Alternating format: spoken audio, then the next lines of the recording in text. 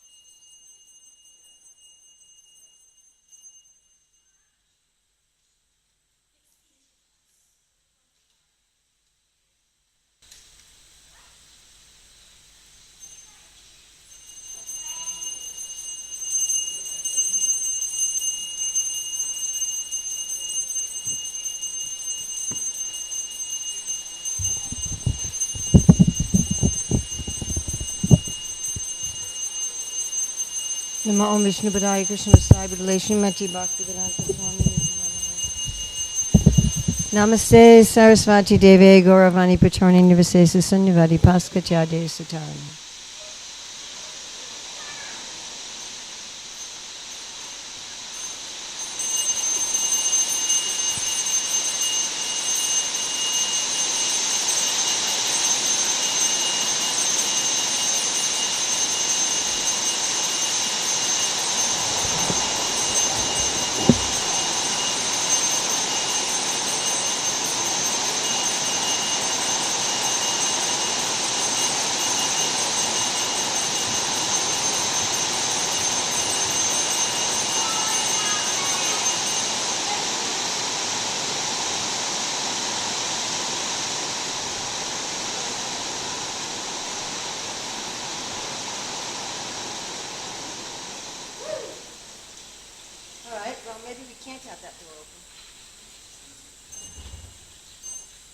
Well, so much for we're only going to have light rain today.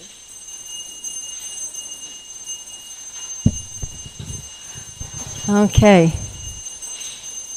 So welcome to our next session. We're going to be combining lessons 2 and 3 here today. So we talked about this morning finding our nature in terms of our prosperity types. And now we're going to talk about finding our nature in terms of the 4 fields of work. And again, if you want any more information, if you want us to let you know when our full online course is ready, the audio book, anything else that's exciting, our workbook that we're starting on, you can just sign up here. And we will send you that info. Or you can write this down if you want.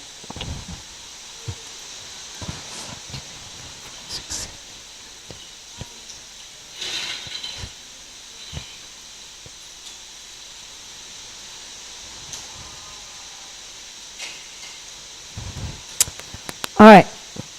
Or if you don't have your phone with you and you just want to write this down and do it later.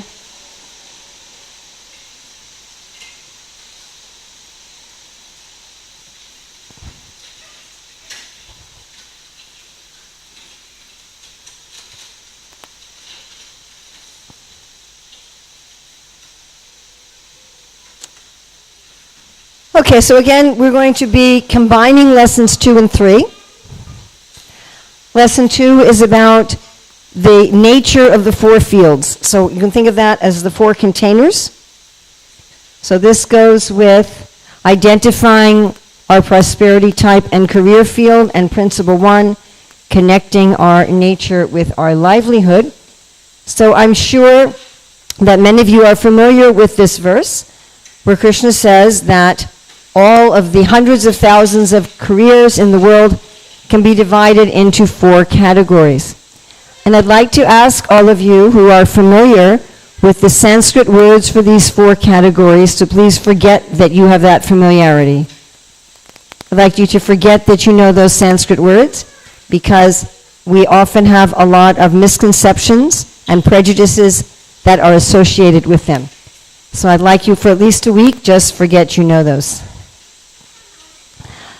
So we can ask why in the Vedic wisdom literature like the Bhagavad Gita, the Bhagavad Purana, why are all the hundreds of thousands of careers divided into these 4 fields? Now my co-author, Dr. Ruchira Datta, and I have decided to use English terms for these: artistry, ideas, resources, and government.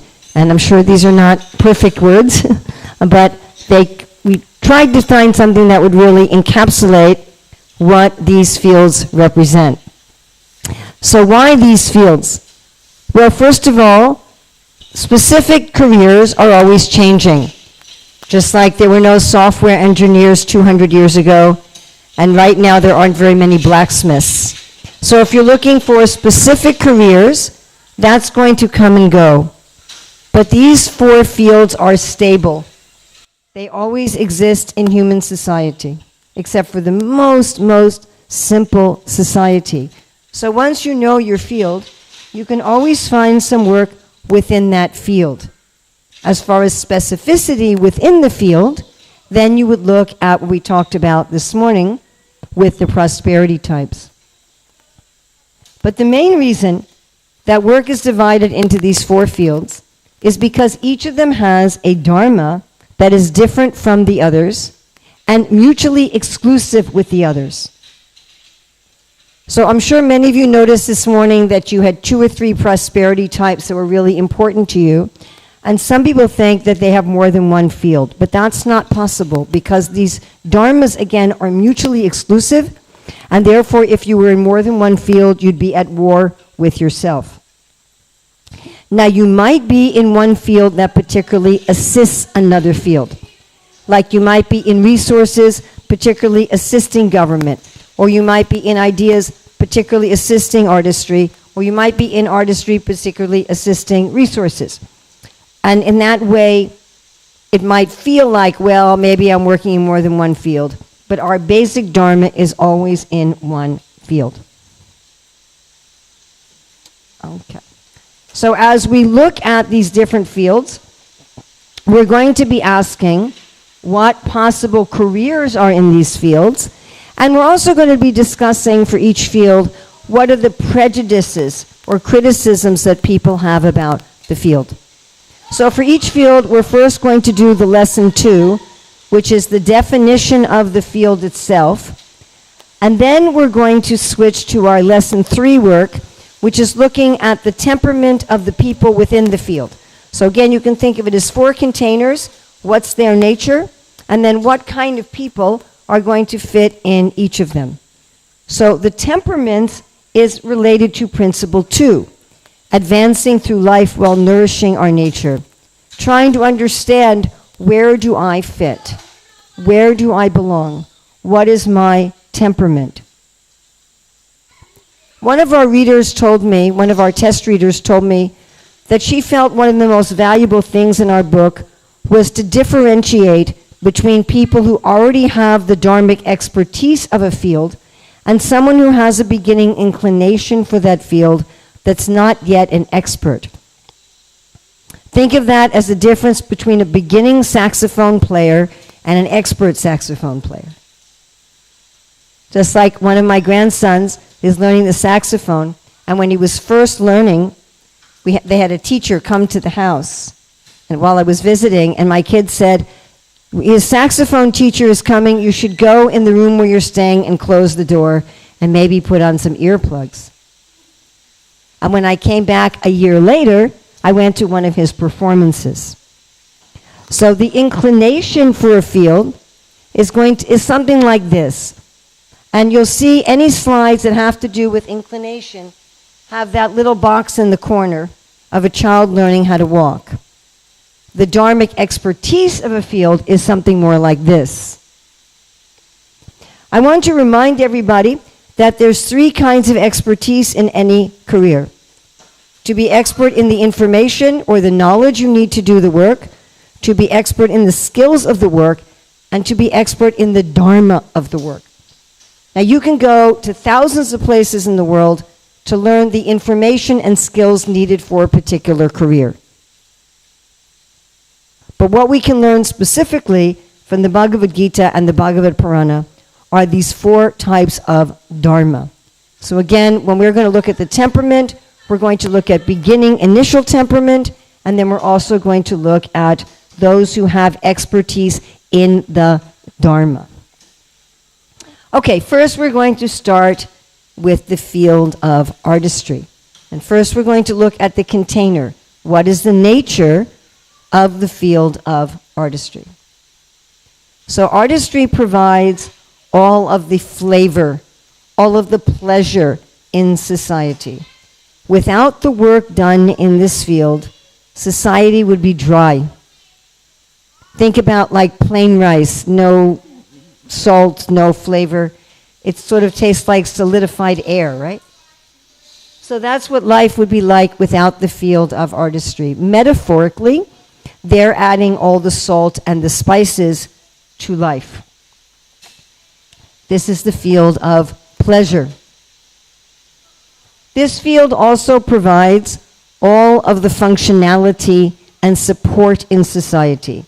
Without this field, nothing works. I once stayed in an ashram where we had nobody there who was in the field of artistry, and well, people talked about, they had nice kirtans and they talked about the Bhagavad Gita, but none of the toilets flushed properly and the windows were broken. So this is the field that makes everything work. This is also the field that produces beauty for the society. So this is the field that makes society full of pleasure, full of beauty, and full of functionality. In the whole universe, this field is considered, if you take the universe as the body of the divine, this field is considered to be the legs of that divine body. And it's interesting that in the Bhagavad Purana in 2.10.25, it says that Krishna himself directly supervises the work of this field because it's so important to achieving all of the goals of life. By the work in this field, everything else can be accomplished. On a subtle level in the universal body, this field is related to the Muladhara chakra, functionality, and to the Swadhisthana chakra of pleasure. Now, many people have hobbies that are similar to work in the field of artistry because artistry is the field of pleasure. So for many of us, we might not have artistry as our livelihood, but we might like to, maybe we want to finish furniture in our spare time or do some embroidery or work in a garden, but that's different from wanting it as your livelihood. So this field is for people who like to do that as the main thing they do all day in order to serve others. All right, so I'd like to now ask you, and by the way, getting wrong answers here is just as helpful as getting right answers. Can we learn as much by knowing what something is not by what something is? Okay, so I always get a bunch of wrong answers here, and that's actually good. It helps illuminate things. Okay, I'd like you to try and figure out what careers do you think might be in the field of artistry? Yes. Gardening, yes, if you're a landscape gardener. Now again, not gardening as a hobby. If you just have your own little garden and you're not using that to make your livelihood, that's just a hobby, right? But if you're actually a gardener and you work for other people, And you do landscaping, yes. Enthusiastic children are fine as long as they're not screaming. Okay? Enthusiasm is fine. Screaming is not. Okay, any other ideas of careers in this field? Music. Most musicians, not all, the vast majority of musicians, yes. Yes. Cooking, yes. Chefs, yes. Making garlands. Yeah, not very many people do that as a livelihood. But you could say florists. Yeah, I think people making garlands as a livelihood are probably just like in a place like Hawaii, where it's actually a livelihood. But anyone who's working with flower design, yes, a florist. Yes. What? Carpenters, yes. Yes? Architecture, yes. Yes? Most dancers, not all, but the vast majority, yes. Explorer? Sports, yes. So all professional athletes, correct, yes. Admin? Explain.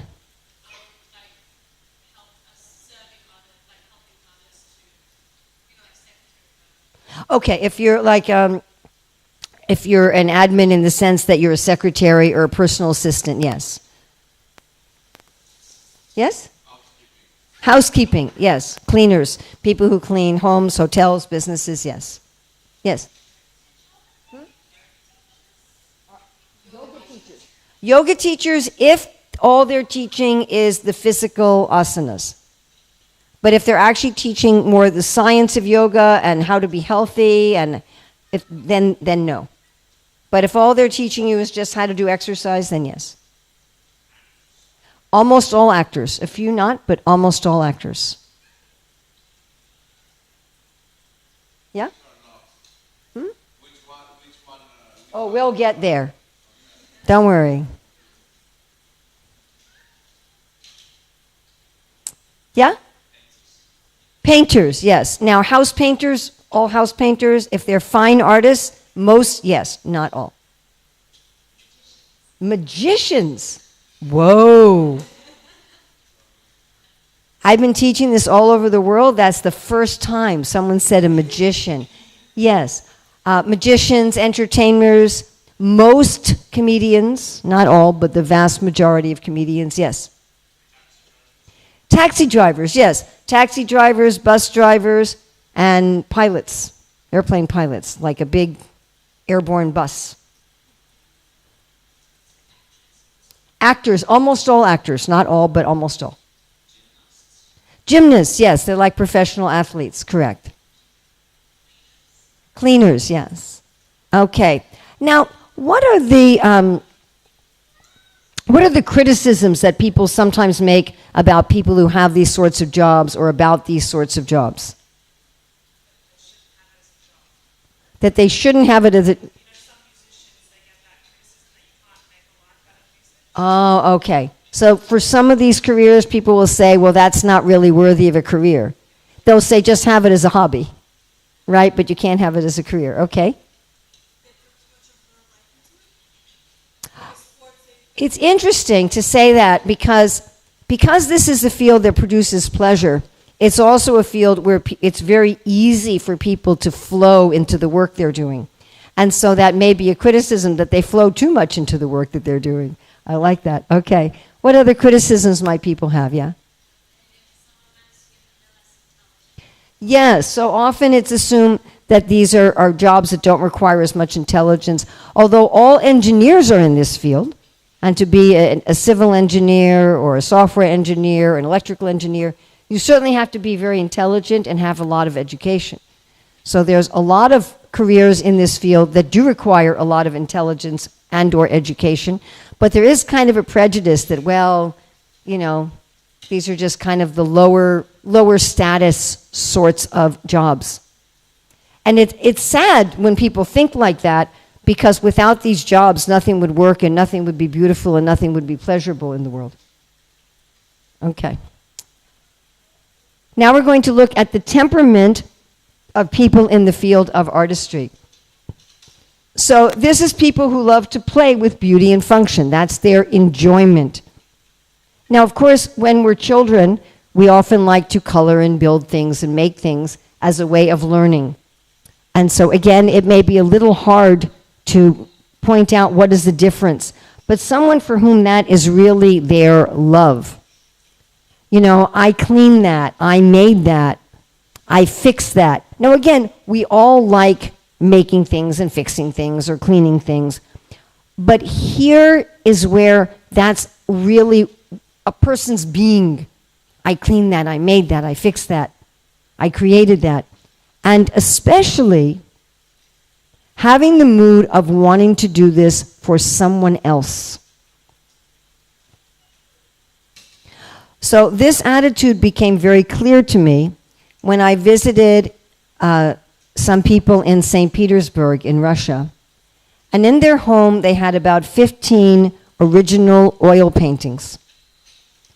Now, I have a number of those same paintings as electronic files on my computer, and my daughter really likes that artist, and so she has a number of prints of her work up on her wall. But seeing the originals was just astonishing.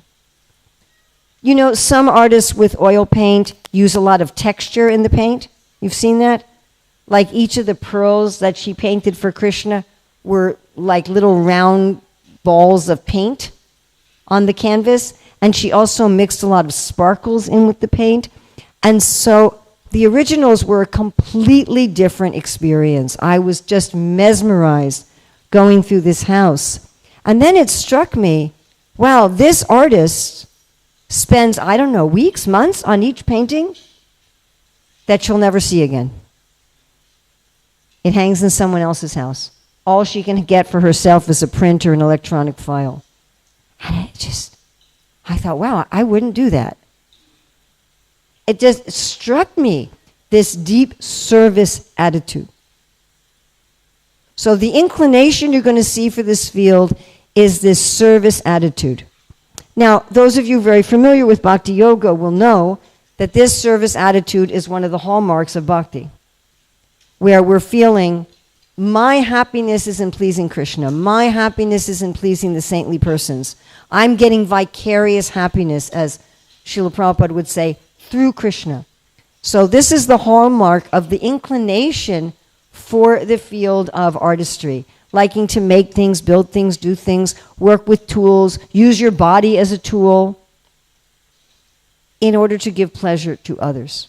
Right now we're going to look at the dharmic expertise of the field of artistry. So the Bhagavad Purana says that those in this field are honest. Now, it's a particular type of honesty that's found in those who have dharmic expertise in this field. For example, in America, I have a greenhouse at the temple that I manage, where we keep the Tulsi plant, and we wanted to put in a heater for the winter there that didn't use any electricity. So if there was a power out, all our plants wouldn't die. So I contacted an HVAC guy and I said, look, I want to get a propane heater that doesn't use any electricity and that's vented to the outside. It doesn't put any gases into the greenhouse.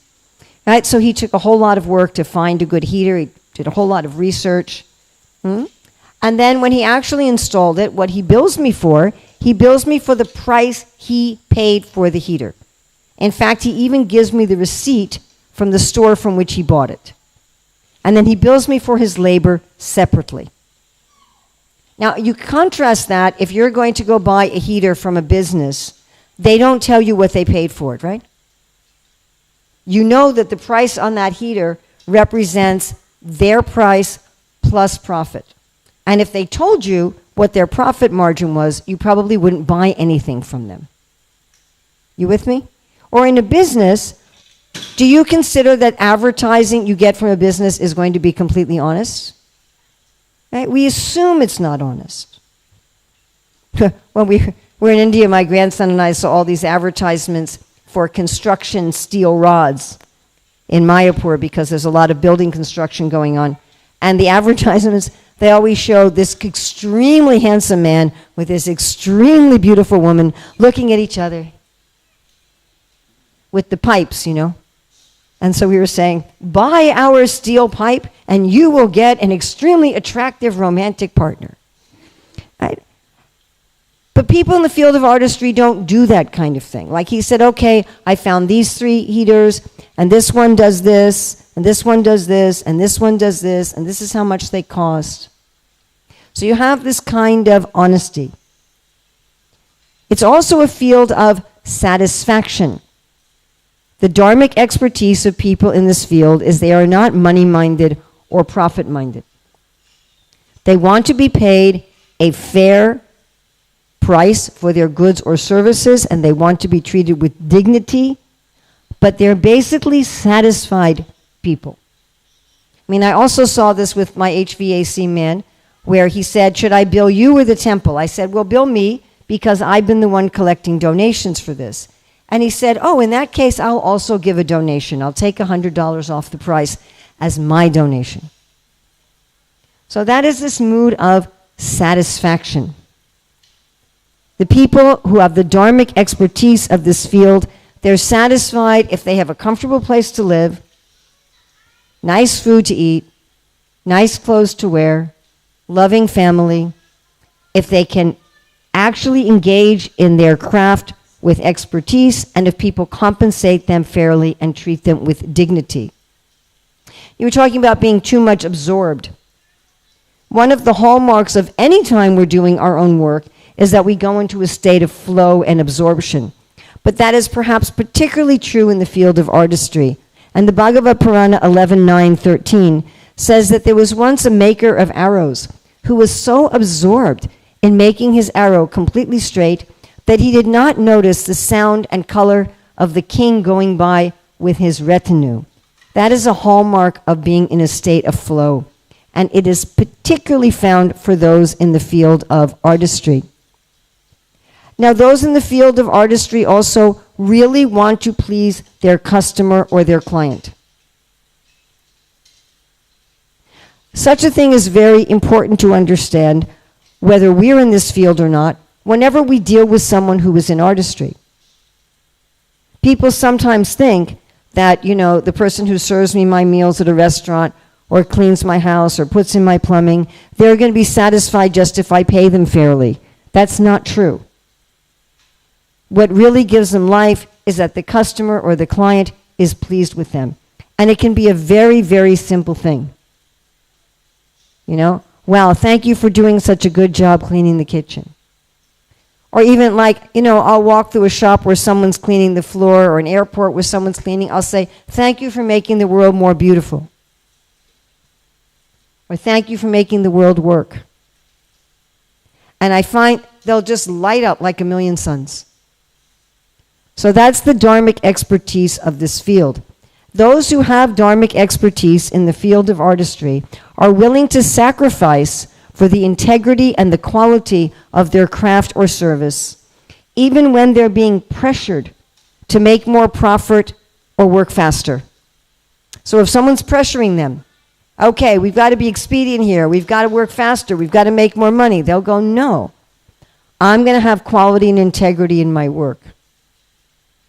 As I think I mentioned yesterday, I saw a sign up by a restaurant that say, we make our sandwiches slowly and carefully. If you want fast food, there's another shop down the street. So that's the basic dharma of this field.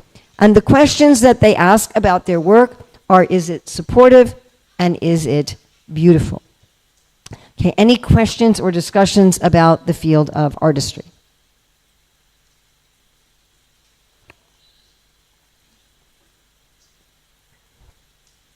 Yes.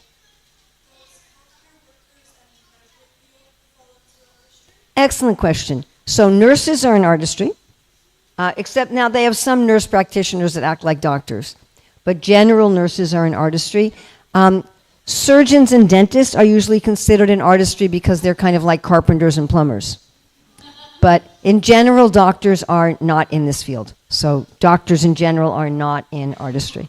And the same with anyone in the health profession who's doing more than just mechanical things is not in this field.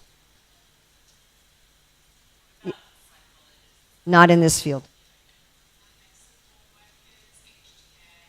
Huh?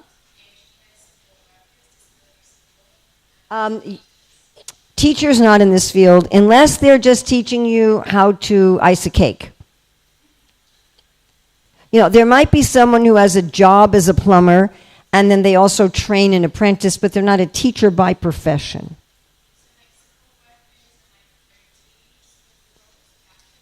Occupational therapists, it depends. You know, physical therapists, occupational therapists. If all they're doing is teaching you an exercises, yes. If they're actually training you and giving you guidance about your health in general and giving you wisdom how to deal with your health, then no, they're not in this field. If they're babysitting, yes. If they're teaching children, no.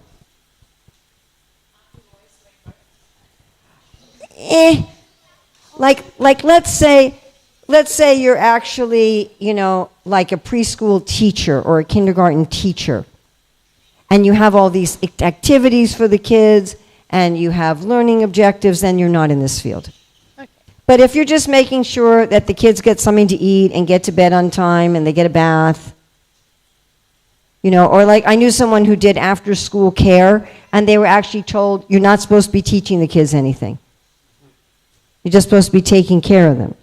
Now, I suppose everybody is always teaching somebody something by their behavior, but we're talking about if you're doing explicit direct teaching, that's not in this field. Not if that's your profession.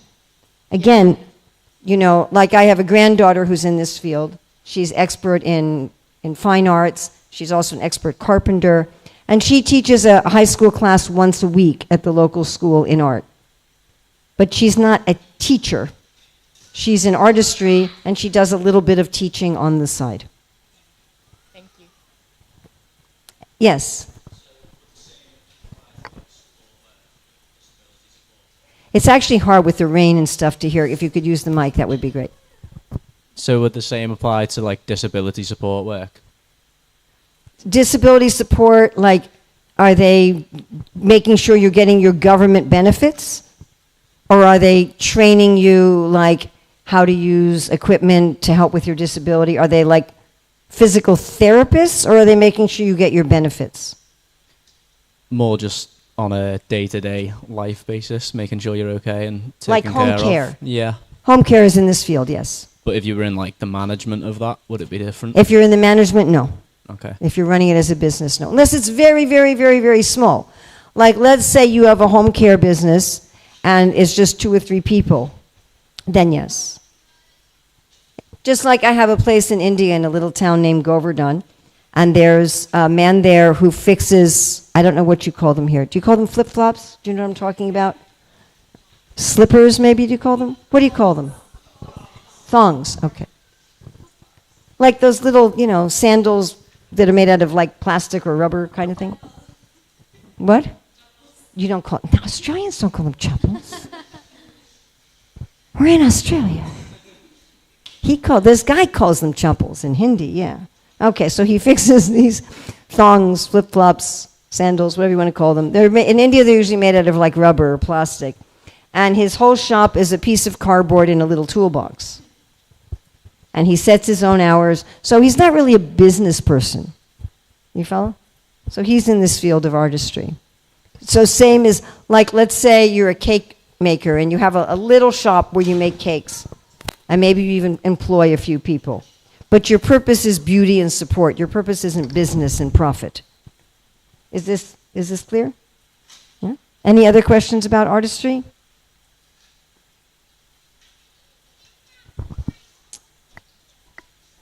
Let's go on to the field of government. Oh, we should also mention that artistry is the most concrete of the 4 fields. So I've listed the 4 fields on the whiteboard and going from the most concrete to the most abstract. And what we mean here by concrete and abstract is what is good work in that field and what is a good worker in that field. So artistry is the most concrete because, well, is this a chair or is it not a chair? It's extremely concrete. And are you a good worker to make a chair is also extremely concrete. Okay, let's go to the field of government. So as soon as human society gets more than very, very, very simple, you need some kind of an organization. You need somebody to make rules. You need somebody to enforce rules. You need somebody to protect from internal and external threat. You need somebody to make sure that people have what they need that they can't provide for themselves. Just like we're not going to each make a little piece of the road in front of our house. You know, we need government to make the whole road. We need government to make sure that everybody has water and everybody has electricity and so forth. Now, there's quite a difference between being in government and, say, managing a business. So a business is just responsible for a particular domain, a particular area, whereas government is responsible for everyone in that domain. So this is the second most abstract field, because what makes a good government is hard to define, isn't it? There's so many different kinds of government in the world. You have direct democracy or parliamentary democracy, you have socialists.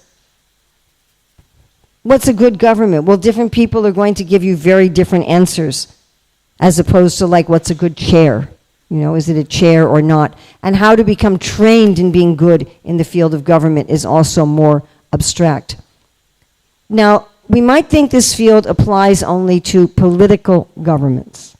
And if you look in the Bhagavad Purana, there's really only two categories for this field: political governments that get their money from taxation or fees or fines, and landlords who get their money from rent, and who basically have like a little kingdom of their apartment complex.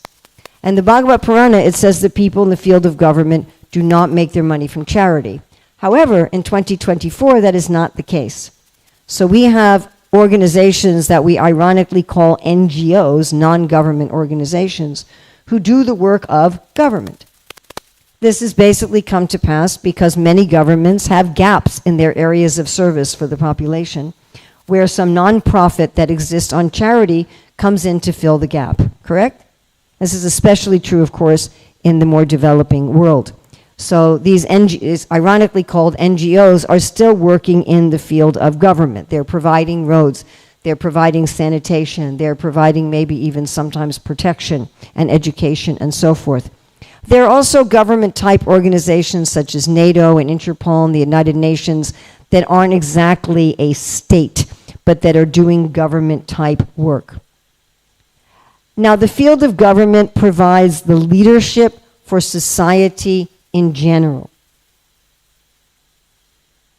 However, there are leaders in all four fields. So it's not that anyone who's a leader is in government. That's not a fact. And it's not that every single person in government is a leader, but the field of government provides the leadership for society. Can you understand like what the difference might be? Yeah. You can be a leader in artistry. Just like I met one gentleman, I think it was in Dubai.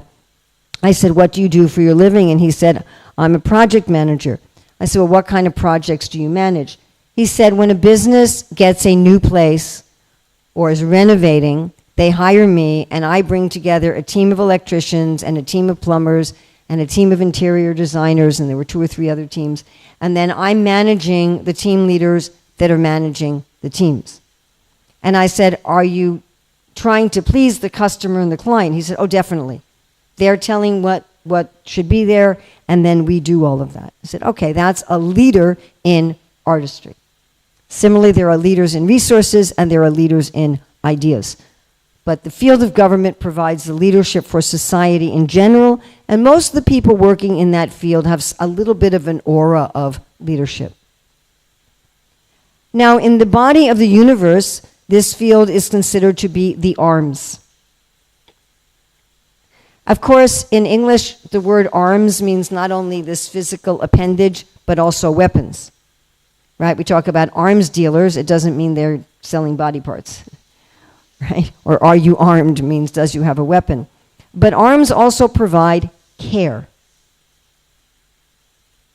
Now, the field of artistry serves people directly like an assistant, and the field of government serves people directly like a parent. They're using their arms for protection and care. And in the subtle body of the universe, therefore, they are the anahata, or the heart chakra. Okay, some ideas of what careers are in the field of government.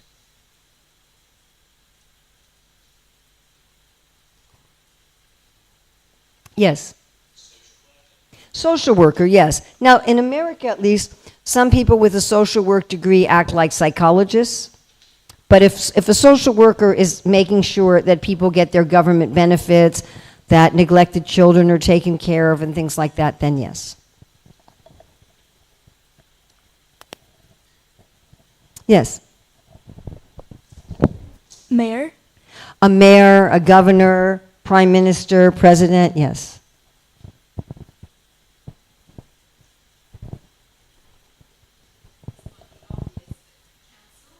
Yes, city council, yes. Don't worry about either obvious or wrong. Yes. Just a practical thing, because it's being recorded and people watching it, but before you speak, can you just take the microphone? I also will repeat. The main reason to take the microphone is it's sometimes hard for me to hear with the rain, so sometimes I can't hear what you're saying. Anything else? What else is in the field of government? Yeah? Military. So not the cooks in the military, but yes, in all the branches in the military and anyone who's a military person. Yes. Yes. Bankers, no. We like wrong answers. Again, knowing what something is not is just as important as knowing what it is. Yes. Lawyers, yes.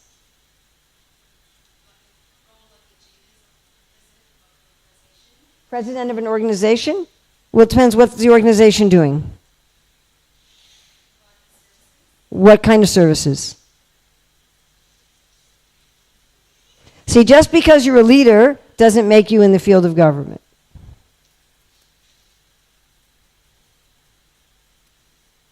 Now, you can be the president of an organization or the president of a business and you're not in the field of government. Yes. Realtors. No. Yes. If you're running a charity that does government type work, then yes. Let's say you're providing disaster relief. You know, you're feeding homeless people. You're taking care of endangered animals. That's all the kind of work that a political government should be doing. But again, because at the modern time, political governments may have gaps in their coverage, then there's charity works that do that. Now, there are other charities that do completely different things that wouldn't, so it's not that every charitable organization is in the field of government, but charitable organizations that do the kind of work that governments should be doing, yes. Yes. No. So people who are just accountants are in artistry. Statisticians are in another field. Now, let's say you're working for the taxation department of the government as an accountant, you are in artistry assisting government, but you're not actually doing government work yourself. You see that difference? Yeah, okay. Journalists. Journalists are generally in another field. Now, some journalists are in artistry. Like if you're doing the gossip column. But other journalists are in another field. If you have a so-called journalist who's in government, they're a propagandist, not a journalist. So people writing government propaganda, they're in government. But that's not journalism per se. You understand? University? Definitely not in this field. And in fact, if you had that mix, you'd really have a problem, as we'll see tomorrow. Yes. Police, yes. Diplomats, excellent. Yeah. Judges, yes. Yeah? People who work in the Foreign Affairs Office, yes. Entrepreneurs, no, another field.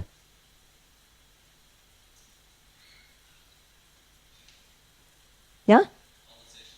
Politicians, but you have to be specific. So like prime ministers, presidents, mayors, governors, people who work in the legislature, someone who's, I don't know what you call them here, but we have like congresspersons and senators and, yeah? Yes, military personnel, correct. Now, if you're a lobbyist as an occupation, depends. Like you might be a lobbyist working for businesses. Hmm? No. No. Now, the career that epitomizes this field is a firefighter. So if you want to get a picture of the kind of personality type that epitomizes this field, to be a firefighter. What types of criticisms do people sometimes have of this field or the work of this field? Yeah? Egotistical, yeah, okay. And, because this is the field that's providing leadership for society, they're the leaders of society, so sometimes they're seen as being egotistical. Yes, yes. Untrainable? Untruthful, yes, because this is actually a field of diplomacy. This is a field of diplomacy. You don't want the people in this field to be entirely truthful. Otherwise, they'll start a war. Now, this is a field of diplomacy, and therefore, sometimes they're accused of, well, you guys can't be trusted, because they have to be diplomatic. Yes, yes. Abuse of power. Well, interesting, because anybody can abuse their power, but I think that's particularly a criticism levied at this field because these people hold the most power in society. And we need them to hold power in society, and so people tend to be most suspicious that perhaps they're abusing it. Executors of orders? Like blind executors of orders? Yeah, sometimes. Sometimes, especially in the military, because such a thing has to be done to some extent, actually. You can't have every single soldier in the middle of a battle trying to figure out what to do. But yeah. All right. I think also sometimes these people are criticized for being too bossy or controlling, because that's their job, to be the controllers of society. All right, we're going to go on to the inclination or the temperament of the people in this field. So right now we're looking at beginning inclination or temperament. So these are people really interested in fairness, justice, rules, morals, and ethics. Now most kids will say, that's not fair. But these are people it's their main concern that things should be fair, that people should follow the rules, that everybody should be treated fairly, that there should be justice. Sometimes these people have somewhat of what we would call a tough skin, that they're not so much affected by criticism. They may have a mood of kind of a take charge mentality. They tend to be aware of the movements or flows among human society. Sometimes they may fight or argue easily, especially over principles. Looking now at the dharmic expertise of this field.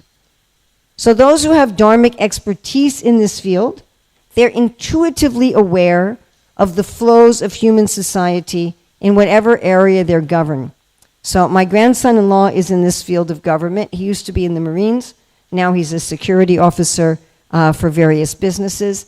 And he was giving a seminar to our Krishna community in America on situational awareness. And he was describing how he could pretty much spot anyone who came in the store who was trying to steal something, just by the way they were behaving, their facial expressions, how they moved down the aisles.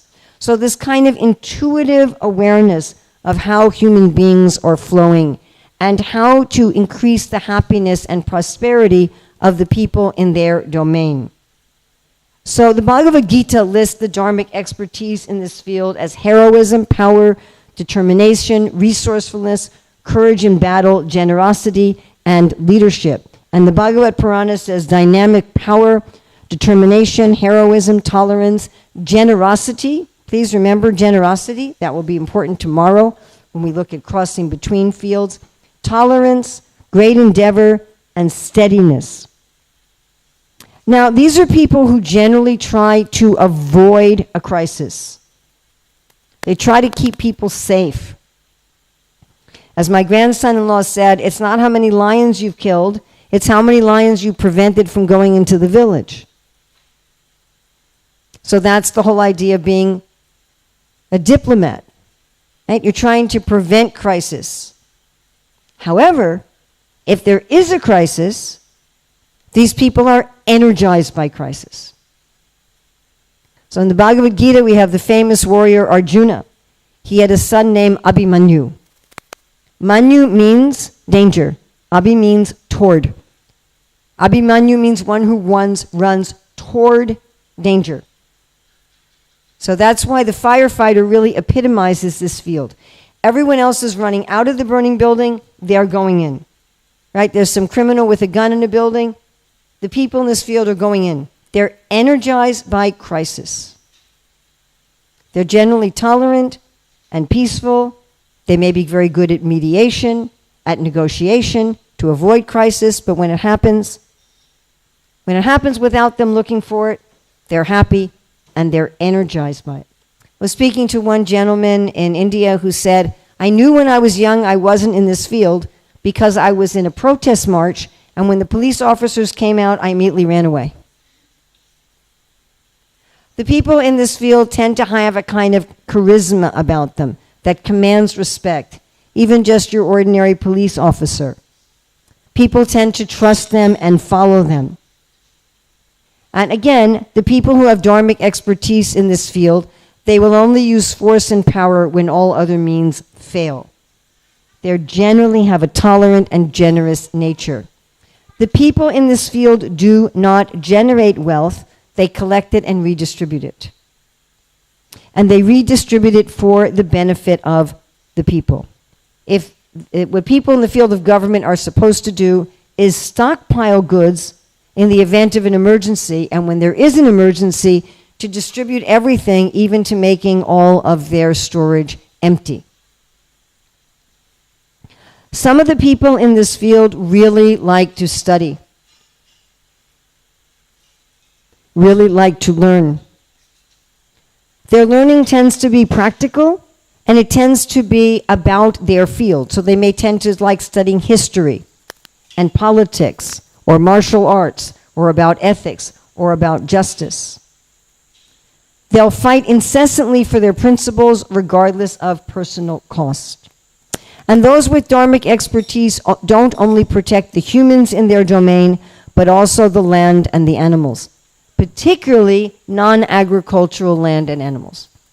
So the agricultural land is protected by them indirectly through the field of resources, but they will directly protect the non-agricultural land and the wildlife and the people. And those who have dharmic expertise in the field of government will sacrifice everything for the sake of justice, being an honorable person, and the public interest. And they will really sacrifice everything. I mean, people in this field will sometimes literally give their right arm to protect the society. The questions they ask about their work are, is it just, like justice, and is it honorable? So any questions about the field of government? Yes? An activist, like an environmental activist, might be considered in this field? If that's their livelihood, if that's how they maintain themselves. Not if that's what they do, a few Saturdays a year. Why the difference? Because we're talking here about livelihood. We're talking about career. We're talking about what we do that's our main contribution to society. What we do that is the ideal expression of ourself. Okay, let's say you're on pension and the whole time and the whole amount of money you sacrifice on this. Well, people who are on pension are retired, and technically speaking, people on pension don't have a career at all. So, but it's going to be quite common for people who are retired to maybe do some volunteer work that was similar to what they had as their temperament in their livelihood. In fact, we talked about this in the overview, and we'll talk about it again on Friday. One of the ways we can give in charity is to do volunteer work that's similar to our livelihood. So if you work in the field of government as your livelihood, you might also voluntarily give some of your time to promote justice and morals and ethics in the society. And if you're retired, you may also be volunteering some of your time in that way. But if someone's an environmentalist activist as their livelihood, that's how they maintain themselves, then yes, they're in this field. Teachers are not in this field, no. Not if you're a teacher by profession.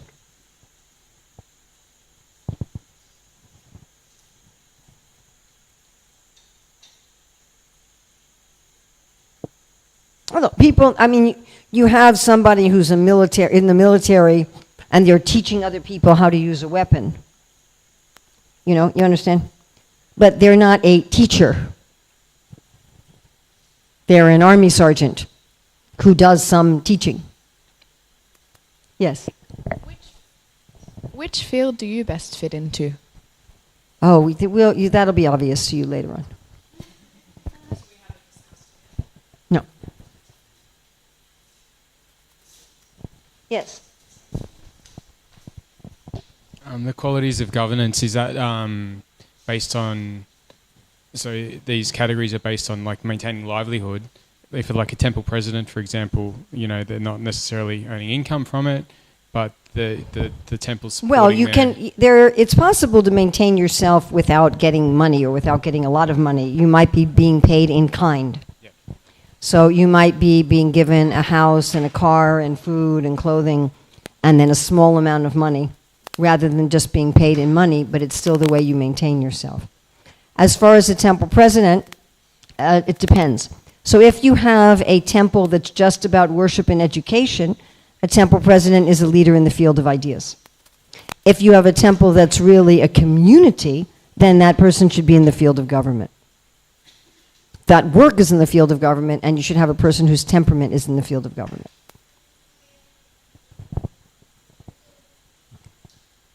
Any other question about the field of government?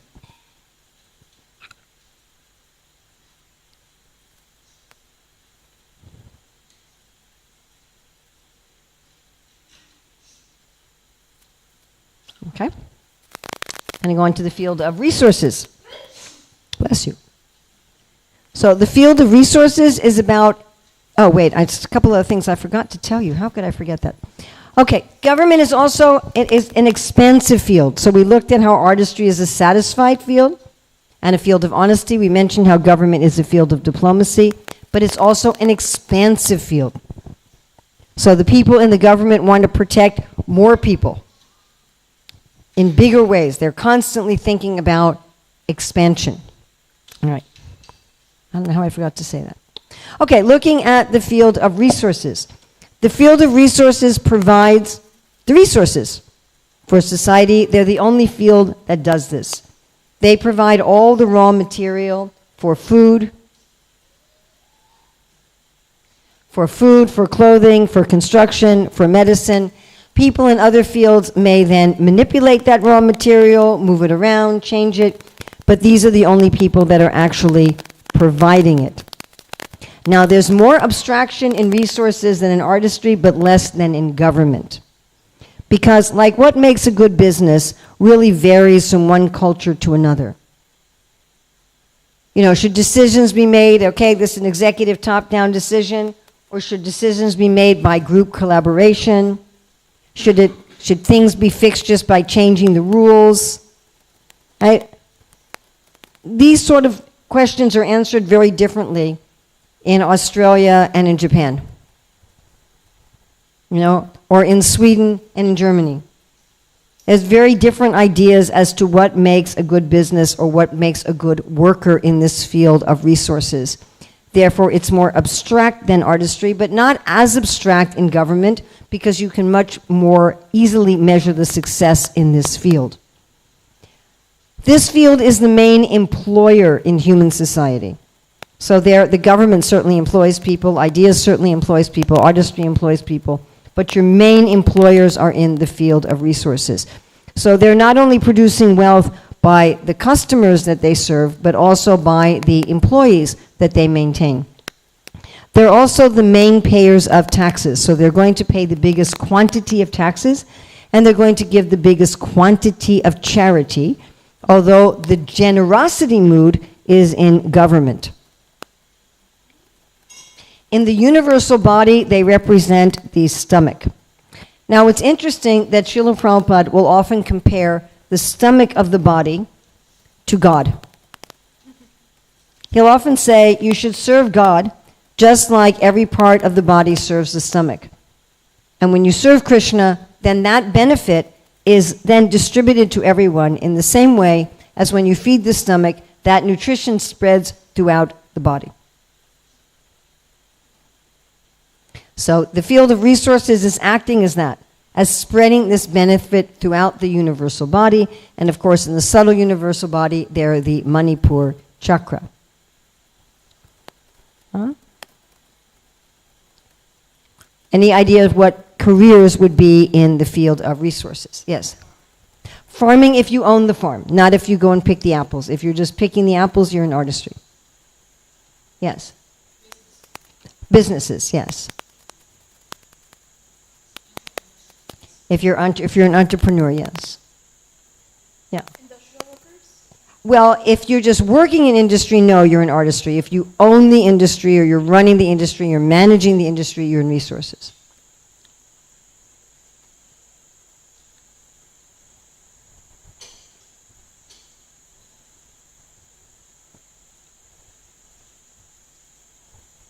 Yeah?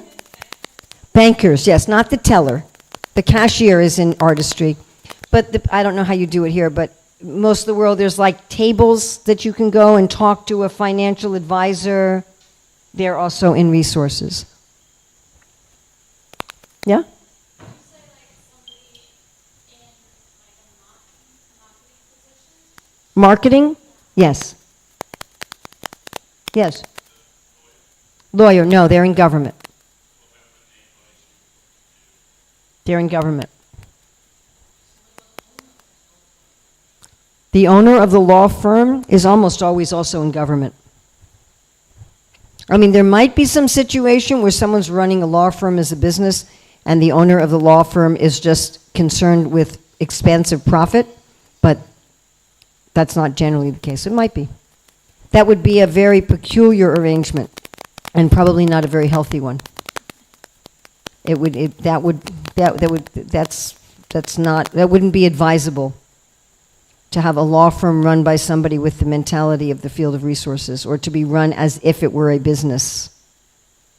That would skew things, because then they'd be concerned more with distributing wealth and profit than with justice and morals and ethics. So the head of a law firm should be in government. Yes? Real estate is in resources, yes. Doing what with animals?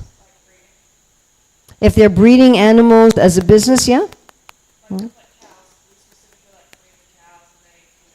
Okay, if you just have 1 or 2 cows in your backyard for yourself, that's not a livelihood. But if you actually run like a dairy farm, yes. Any kind of manufacturing, if you're managing the business, yes. If you're running the business, yes. If you're driving the trucks, you're in artistry. Investors, yes.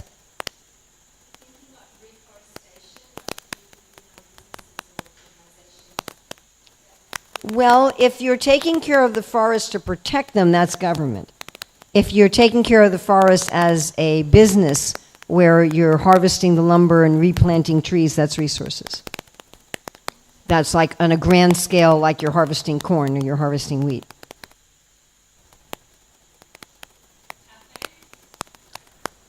It depends. If you're a chef and you want to bring beauty and pleasure to the world, and so you have a little cafe, and you're not interested in expansive wealth and profit, then you're in artistry.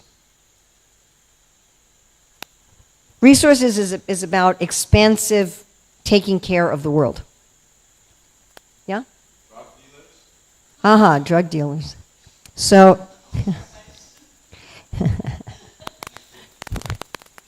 A criminal activity is a perversion of one of the fields. So you could be, you could be a criminal in any of the 4 fields where you're taking that field and you're perverting it into criminality.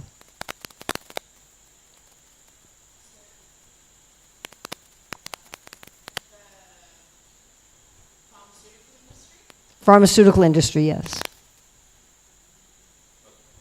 Let's say you grow weed, which is illegal. That's criminal activity. But if it's legal, like in the US? If you're actually producing medicines, and of course, if you're growing something that's an intoxicant, even if it's legal, then you're violating one of the other principles of career dharma, that your work should be adding real value to the society. I mean, perhaps we could argue that intoxication adds value to the society, but I don't think we would win that argument. Huh?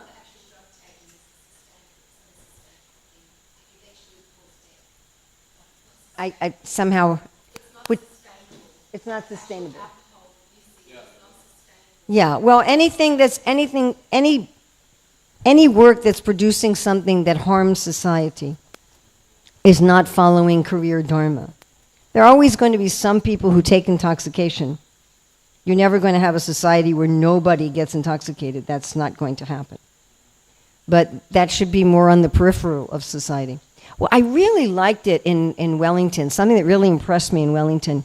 There were signs up all over the city center that there was no public drinking of alcohol.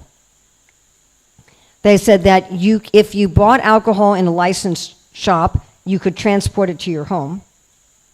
And you could drink in outside areas of restaurants that were licensed to serve alcohol. But otherwise, there was no drinking or distributing of alcohol in any public places in all of Wellington. And I thought, that's really nice. That's recognizing we can't stop it altogether, but we don't have to have it as a main part of our society. I'm not sure what the percentage is, but it's a very high percentage of crimes are committed by people who are under the influence of some sort of intoxicant. Now, as far as medicinally, that's something else. There's a lot of medicines that can also intoxicate people. You can even get intoxicated by antihistamines. I mean, that's not... So producing medicines is something else. That's a legitimate business that has real value. Is that okay? Sorry if you don't like my view on that. Okay. Yes? So then you're talking about something that is actually against Dharma. So you're always going to have some people, he said fishermen. So you're always going to have some people who are going to catch fish and eat fish, like you're always going to have some people that are going to have animals that they slaughter. That you're not going to absolutely prevent that in society, but if someone has that as a business, that's adharmic. Okay, one of the principles is to cherish your field of work. So people in the field of resources are supposed to be getting wealth from the land and the animals, but not by killing them, by protecting them. So in an ideal society, you wouldn't eliminate all fishing and you wouldn't eliminate all animal slaughter, but you would at least eliminate it as a business.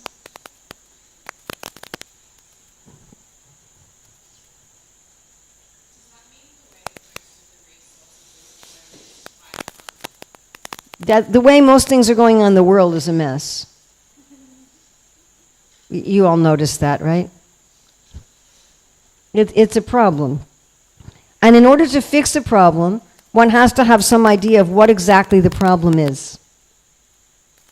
One of the ways in which Ruchira and I felt very gratified by studying about career dharma from the Gita and the Bhagavad Purana is that this system really made crystal clear to us what the problem is and how to fix it. And I put it in two, it's generally two problems, one of two problems or both. Someone's doing work that's not theirs. They're working in the wrong field, which we'll look at tomorrow evening. What happens when you work in the wrong field? Or they're in the right field, but they're not preserving the integrity of that field. They're not following the dharma of that field, which is why we talk about the dharmic expertise of that field. And we have a couple chapters in our book about that. On Friday, I'll talk about that briefly, maybe like for 5 minutes. But even going through what I'm doing right now, looking at the inclination for a field and the dharmic expertise. You could see, we've just covered, right, 2 fields so far as the inclination. If everyone who did work in the field of artistry did it with the kind of dharmic expertise that I described, and everyone working in the field of government did it with the kind of dharmic expertise that I described, you would solve a lot of the world's problems. But you've also got to make sure people are in the right place. Now, I haven't yet described the dharmic expertise of resources. Yeah? So, let's say somebody who produces computers, is that he has the inclination, but he doesn't have learning expertise? Why couldn't he have both? Because computers is not exactly a resource that necessarily is beneficial to society. I find my computer to be beneficial. I heard in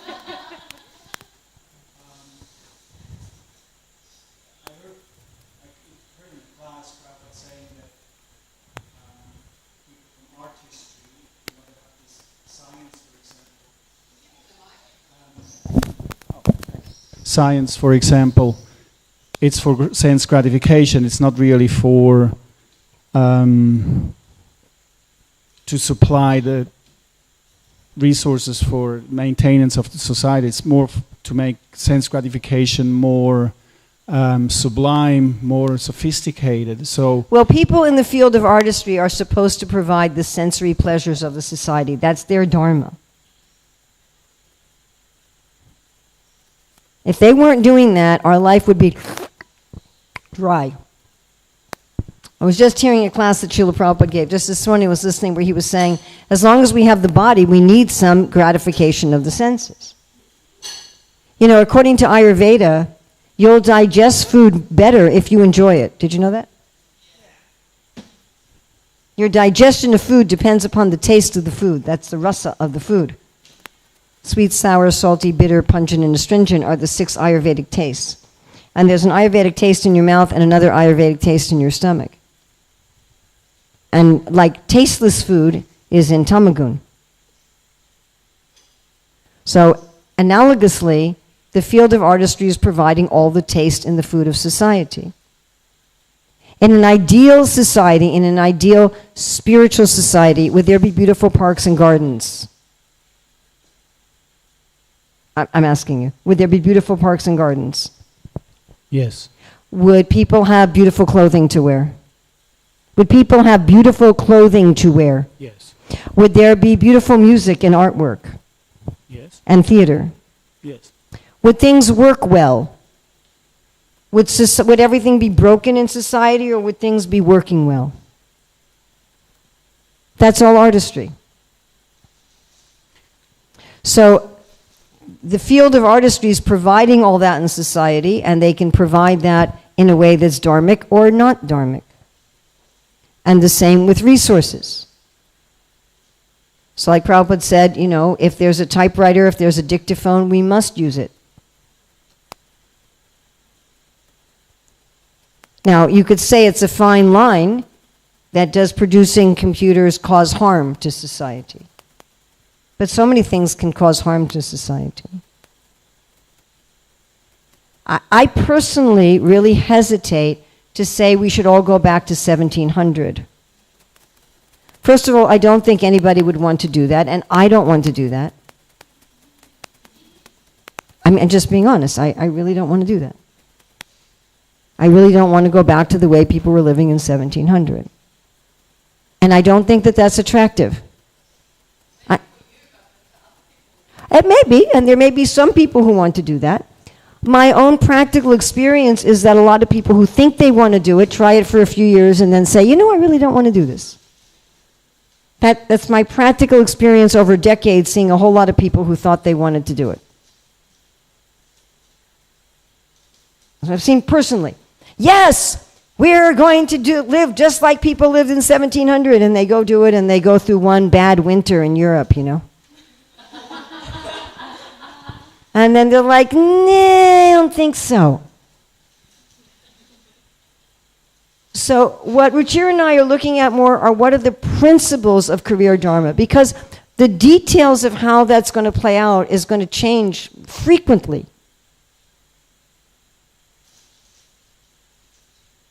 You're still thinking about this deeply.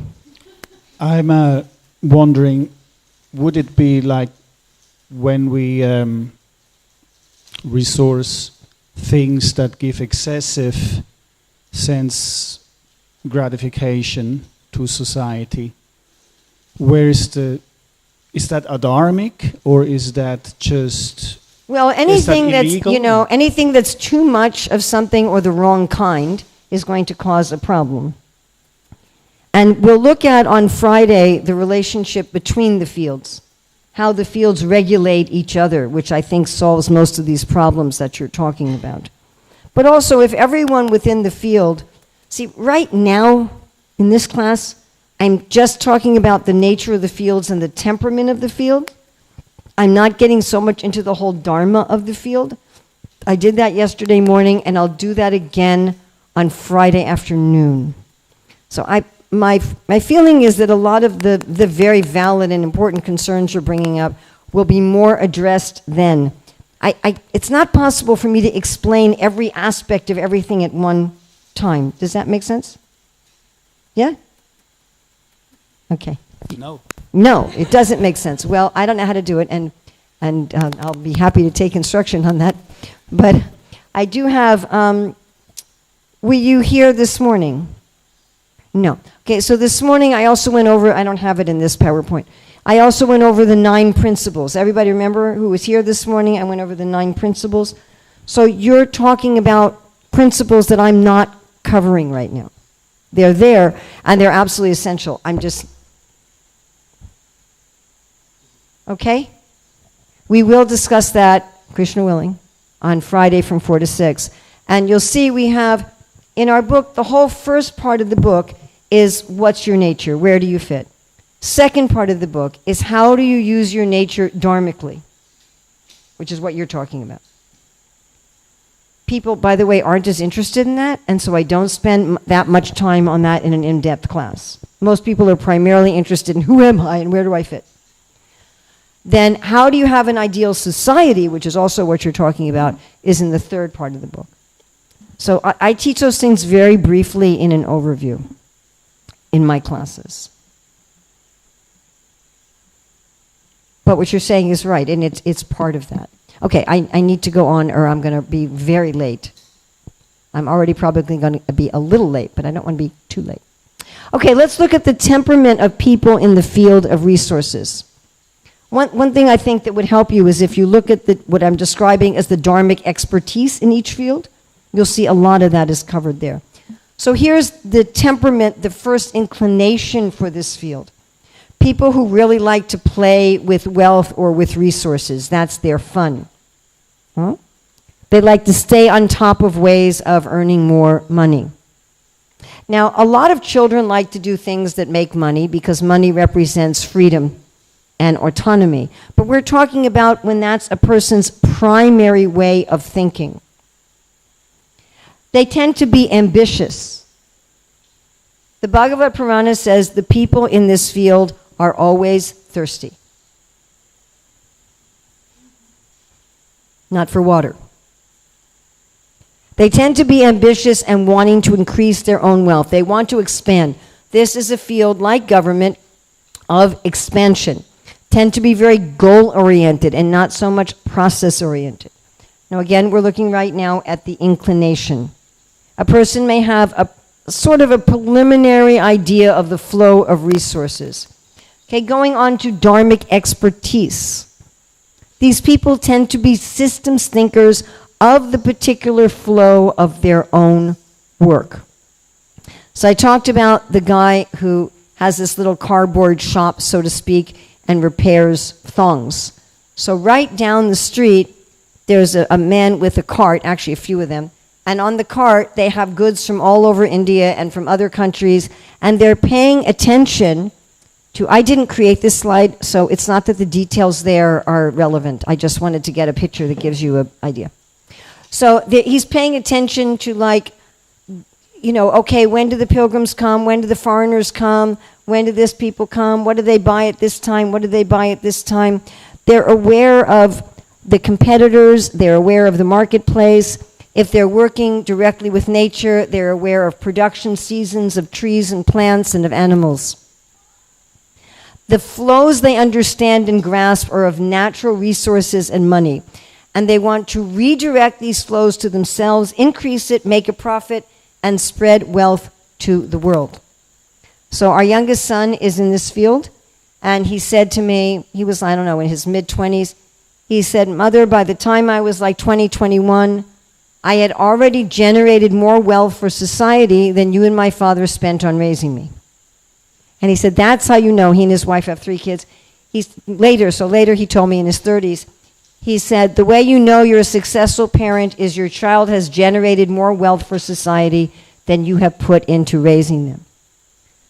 So people sometimes misunderstand this field. I forgot to ask you about the misunderstandings because I had so many questions.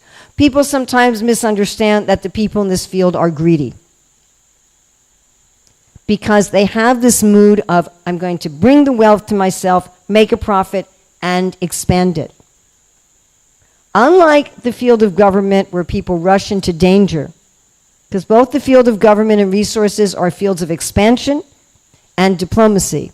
But unlike the field of government where people rush into danger, this is a put your own oxygen mask on first field. These people will not exhaust their stock in a time of difficulty. The people who have dharmic expertise in this field, Prabhupada talks about, they can make money when things are going well and when things are going poorly. They understand how to produce sustainable wealth because they understand that their responsibility is to feed the world in good times and in bad times. They can adjust what products or services they're providing. They can adjust the prices. They can adjust the market, understanding the different flows. They know that they have to save seeds from the harvest to plant the next year, and this is why they never exhaust everything. And this is also why people see those in this field as being unsentimental. Oh, but people are starving. Can't you give them everything? No, I can't give everything. Because if I give everything, I'll feed everybody right now, and next year everybody will starve. In government, they're going to keep supply, and then when there's difficulty, they're going to generously give to everyone. You follow? But in resources, that's not their dharma. Their dharma is they must make sure that they're in a stable position. Like they don't want to give so much charity that they become a recipient of charity. And they want to make sure that they can keep providing these resources to the world. The people in this field will sacrifice everything to preserve the flow of resources with high standards of ethics and morality. And the questions they ask about their work are, is it sustainable and is it regenerative? Now, these don't just apply to the environment, but they apply to the business itself.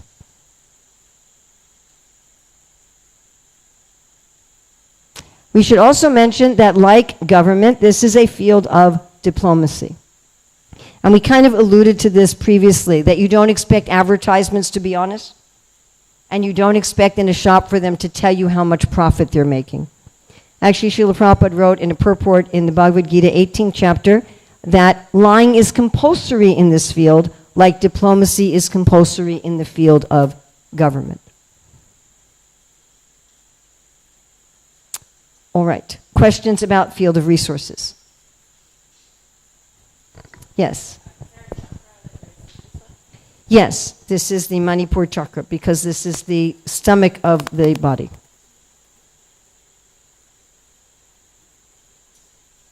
Of the universal body. If you envision the universe as one body, which it is, it's one of Krishna's bodies, so they are the stomach in the universal body.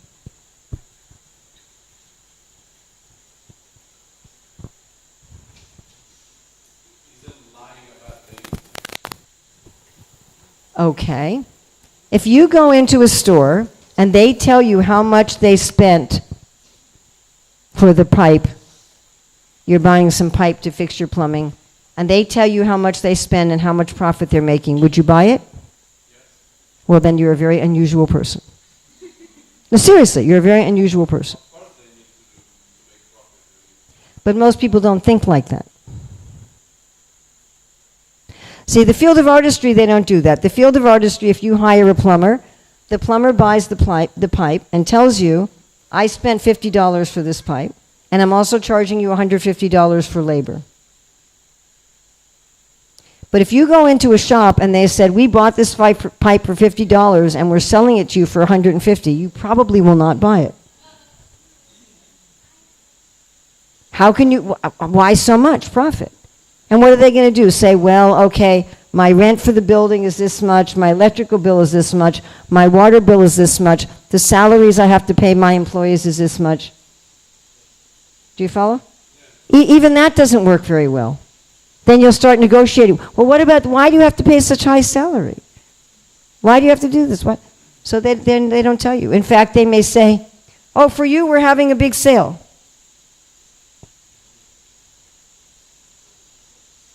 So it's a field where if you don't have diplomacy, it doesn't work.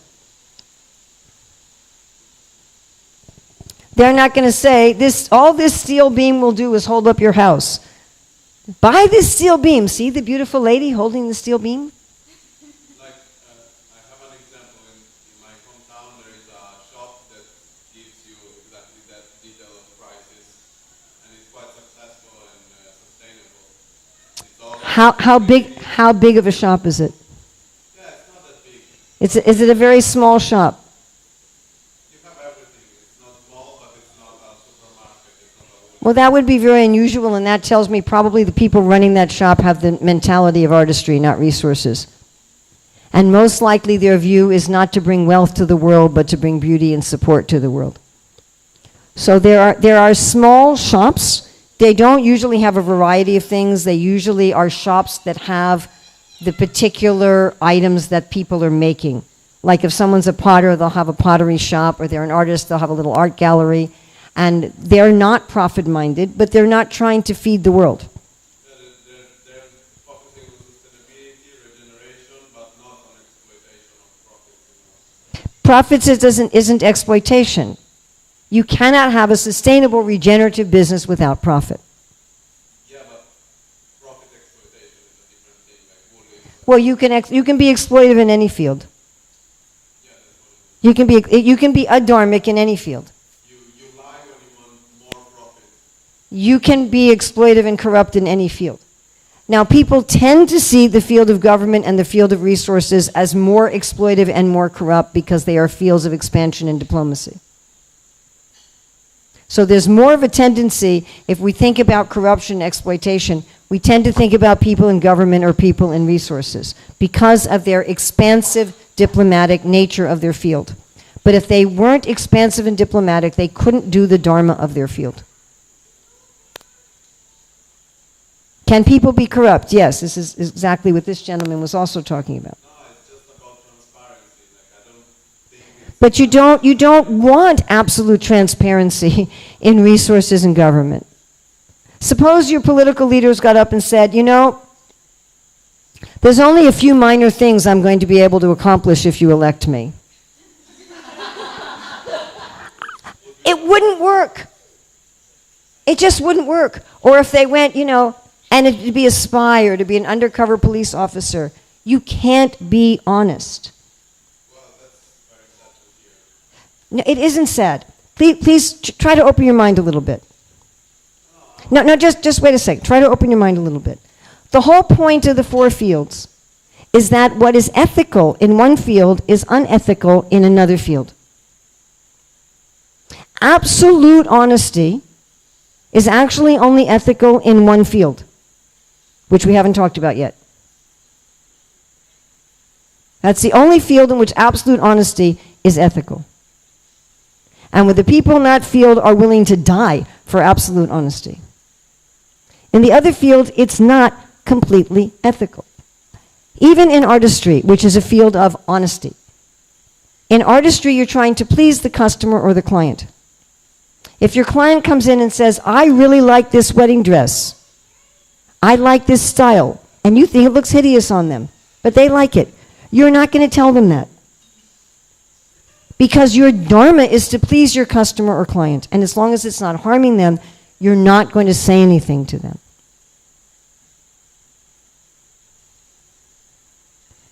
Absolute ethics is something else. Absolute ethics has to do with other principles of career dharma, such as that everything you're doing, all your work should be honest in terms of you should be charging a fair price for your goods and services. Businesses should charge a fair price. But a fair price has to include a profit if their business is going to be sustainable and regenerative. And generally, they cannot be transparent about that profit, or people wouldn't shop there and people wouldn't buy from them. All kinds of work should be honest in terms of, again, giving a fair and accurate description of what their goods and services are and the price that they're charging, and paying their employees fairly. There must be that kind of honesty in all four fields. But the absolute honesty, no. If you're going to negotiate with North Korea, you're not going to be able to be absolutely honest. You're going to be a diplomat. And a diplomat means you're using diplomacy. And if you take an absolutely honest person and you send them to be a diplomat with Russia or with North Korea, you're going to start a war. Does that make sense? You know, people who work as undercover police officers or as intelligence officers, their whole life, in a sense, is a lie. But that's necessary for the security of the government. It's necessary for the security and safety of people. There have been government spies for thousands and thousands of years. So there's a certain element of diplomacy that's part of the field of resources and part of the field of government that's not in artistry or ideas. And there's even a part of the field of artistry that doesn't have the kind of honesty of the field of ideas. But I will tell you that people don't always appreciate the total honesty of the field of ideas.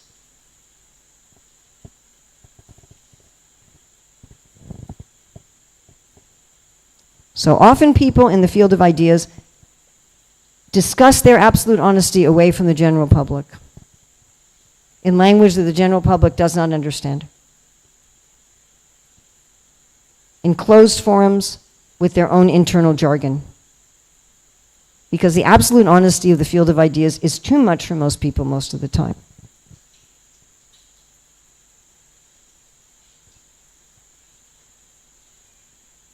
And many times people in the field of ideas just have to do this. Because most of the time people don't want to hear absolute honesty. Yes, but you are correct. One of the principles of career dharma, actually our fourth principle, is that it should be ethical work of value, which is also exactly what you're talking about. You're both basically talking about the same thing. That everyone's work should be honest, and everyone's work should be providing real value without harm. However, in order to provide honest, ethical work without harm, in resources and government, you have to use diplomacy. Does this make some sense? Okay. Not to cheat. Not for the purpose of cheating, not for the purpose of exploitation. Does that make sense to everybody? Yeah?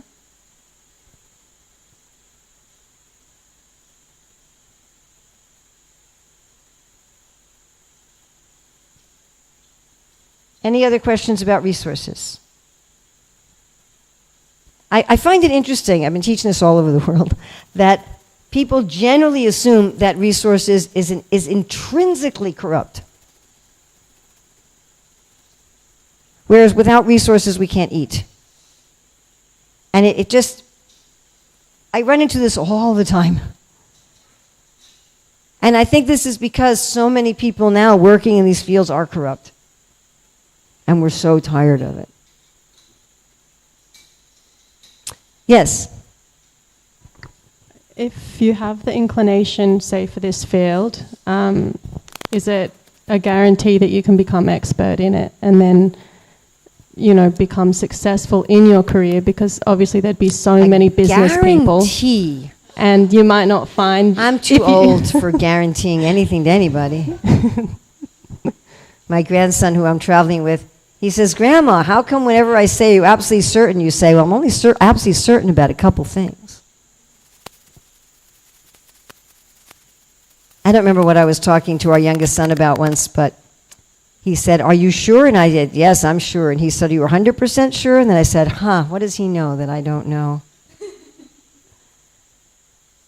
Guaranteed. Well, you certainly have everything on your side. Bless you. So there is an assumption here, and Ruchira and I spent a long time, talking about how to present this in our book for people who don't have a basic belief in a God, or don't have a basic belief in the fact that the universe is benevolent. So however you want to understand the divine, if you want to understand the divine as the universal body, as the great energetic, undifferentiated, as the Father and Creator, or as a supreme playful being, we understand that it's benevolent. In other words, that the universe itself, the planet itself, wants to be healthy, wants to be functional. And we each have our own natural place. So when we go to our natural place and we act in our natural place well, we are going to get support from the whole, because it's the desire of the whole. It's like it's your desire that every cell in your body is healthy and in the right place, right? You don't want your brain cells migrating to your lungs or to your stomach or something, and you want each cell performing optimally. And so when your cells are happy and doing their job, you are supporting that. So if we're doing what we're meant to do, if we're the best expression of ourselves and doing that in a way that's dharmic, yes, we will get help from our source. However, whether you understand the Supreme Divine as Krishna or whether you understand the Supreme Divine as the universe, we're going to get help from our source. Is there a guarantee? That's a bit of a stretch. But you're way on the likelihood side. You've got this super high probability. Just from a logical and reasonable standpoint. Is that all right? Okay, we're going to go on to the field of ideas. So the field of ideas provides all the wisdom, guidance, truth, and education to society. Research, study, counseling, therapy. Now remember we talked about how that the field of government is providing the leadership for society, but there's leaders in all four fields? So in the same way, the field of ideas is providing the intelligence of society, but there are intelligent people in all four fields. There are very intelligent people, lawyers, judges are highly intelligent. There are highly intelligent business people. There are highly intelligent musicians and athletes. So it's not that all the intelligence is in the field of ideas. However, most of the intellectuals are in the field of ideas. But not everyone in the field of ideas is an intellectual. Just like if it's raining, there has to be clouds. But if there's clouds, it may not be raining. Okay? If you're an intellectual, you are almost definitely in the field of ideas. However, if you are in the field of ideas, you may not necessarily be an intellectual. And you may not necessarily be one of the most intelligent people in society either. But the field of ideas is providing the intelligence and the vision of society. Now, most people in the field of ideas communicate truth and wisdom through language, many through mathematics, and some through the fine arts. So some small percentage of musicians, artists, actors, dancers are actually in ideas. And the difference is sometimes subtle. Like, is a person's main way they want to contribute to the world truth and wisdom, and they're using drama to do that, and the aesthetics of the drama are secondary, or is their main desire to spread pleasure and beauty and function to society, and whatever truth they're giving is secondary? I mean, people in the field of artistry want to be inspirational. They want people to be elevated by the sensory pleasure that they're providing. They're not trying to provide degraded sensory pleasure, but their main motive is pleasure and beauty and support, Whereas in ideas, it's truth and wisdom. So again, this can be very subtle. Now, there are many people in ideas who use music or drama or art to assist them, but some do it primarily. That is a few. It's unusual, but it is there. Ideas represents the brain of the universal body and the universal subtle body, the Visuddha chakra and the Agya chakra. So what careers do you think are in the field of ideas? Professors, yes. Priests, yes. Yeah, any scientist. Teachers, yes. Yes. Yoga teachers, if it's holistic and they're teaching you not just exercises, yes.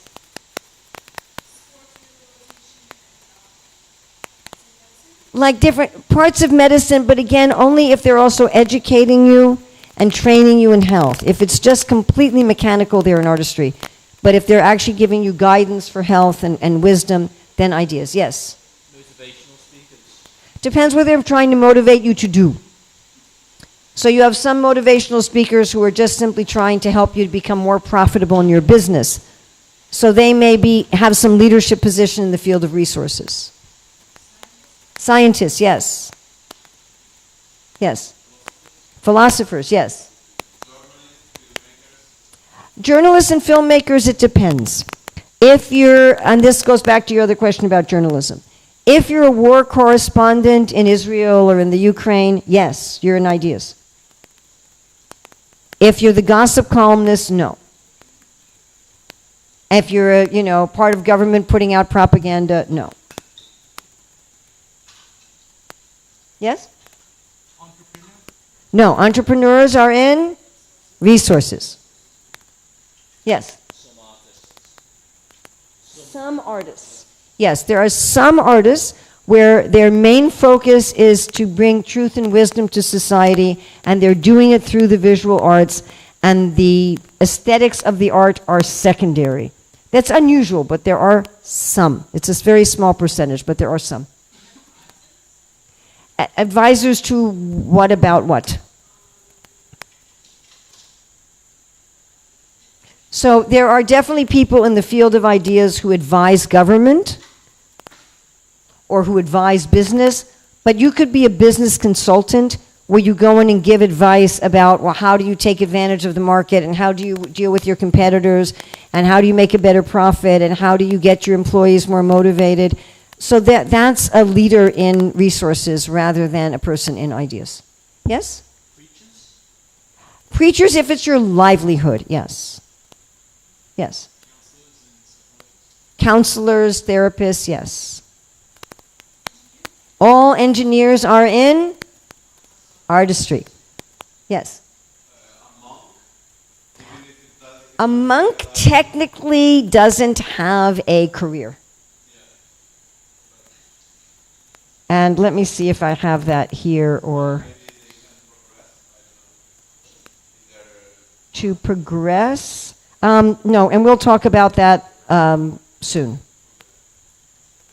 Okay, what are the prejudices or criticisms that people have about the field of ideas?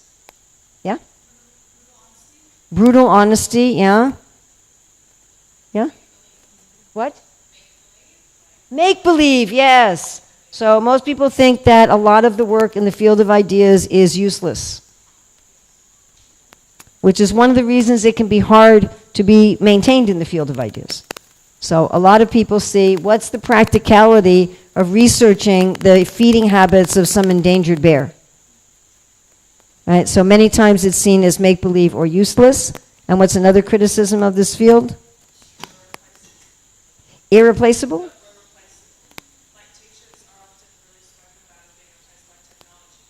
Oh, it's interesting you say that. I was just thinking about how, we used to worry about technology replacing people in artistry, and now we're worrying about technology replacing people in ideas.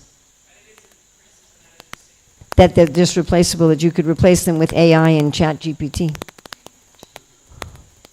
What's another criticism of this field? Arrogant, thank you. So, because this field is providing the vision for society and giving unvarnished truth, and because the majority of society's intellectuals are in this field, and because often they'll discuss unvarnished truth just among themselves in their own jargon, because they know that people won't be able to take it. So they're often seen as arrogant. Okay, let's look at the temperament of people in the field of ideas. So the inclination for the field of ideas, people that love to play with language or mathematics in pursuit of truth, often tend to be insatiably curious, wanting to know what's true and what's real, often good at breaking ideas and projects into smaller components. They can often see the pattern in ideas and relationships and systems. Often they like to teach others. Often they like to research. Sometimes they like to be very introspective and do a lot of thinking or a lot of meditation or a lot of worship. The Dharmic expertise in this field, peacefulness, self-control, austerity, purity, tolerance, honesty, knowledge, wisdom, and religiousness. Satisfaction. So this is again a field of satisfaction, like the field of artistry, but it's a different kind of satisfaction. Simple straightforwardness. Like the field of artistry, this is a field of honesty, but it's a different kind of honesty. Instead of being honest about the price of the pipe and differentiating that from labor, it's honest about truth and wisdom that people might not want to hear. Like, you have cancer, you have to stop smoking. You have to lose weight. I don't want to hear that. Another dharmic quality is mercy, and that will be very important in tomorrow's class. So those with dharmic expertise may be dedicated to helping others mentally and emotionally by helping them understand how life works. They may be dedicated to understanding themselves. They may be dedicated to helping other people physically gain knowledge and wisdom through medicine. They like to collect knowledge, understand it, use it, analyze it, share it. Sometimes they live in their heads and aren't really so much aware of what's going on in the world. Now, some of the people in this field study minutia, like the eating habits of some endangered bear, and some are studying the whole picture of reality. Now, you're going to find a lot of systems thinkers in this field, as you will in government and resources, but the systems thinkers in government and resources are trying to control those systems, and ideas are trying to understand them for guidance. In the field of ideas, people are also often seen as unsentimental because they feel themselves kind of separate from society and life. They feel themselves to be something like a sports commentator who's watching the game and commenting on it but not really living it. And they have this basic sense of satisfaction and simplicity. They like to live a life where they're going to be balanced and detached, and they don't really have this kind of expansive, goal-driven activity that's much more evident in government and in resources. Now, the satisfaction in artistry is if you have basic creature comforts. You've got a nice place to live, loving family, good food, nice clothing. You're treated with dignity and respect. Your customers and clients are pleased with you. You're compensated fairly.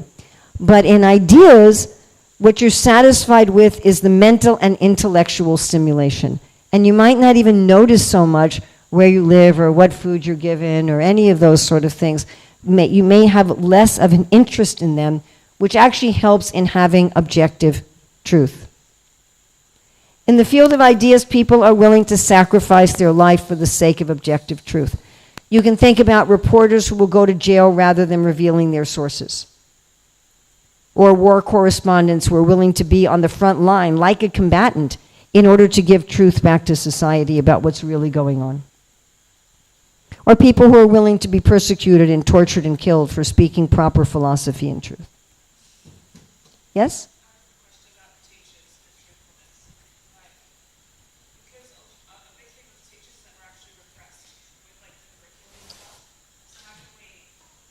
That's a big problem in society today. So she's saying that many times teachers today are repressed and not able to speak objective truth. This is often because people in the field of government or people in the field of resources are controlling the field of ideas, which is a perversion. If people in the field of government try to control the field of ideas, they will try to politicize knowledge. If people in the field of resources control the field of ideas, they will try to make a profit out of knowledge. If people in the field of artistry control the field of ideas, they will try to sensualize knowledge. They'll bring the natural Dharma of their field into a place where it doesn't belong. So the field of ideas is supposed to be very, very independent in order to keep that detachment and objectivity. Then the questions that they ask about their work are, is it true and is it wise? Yes? What about satisfaction? Like if somebody's looking for the truth, it's a constant search, maybe, or not. Oh, you're getting to my next thing. That's about the monks too. But what about the satisfaction? They're satisfied with the search for truth. With the mental, intellectual, inner satisfaction. Yeah, people in the field of ideas, their satisfaction is more on the subtle level. Rather, in artistry, it's more on the external level. Yes?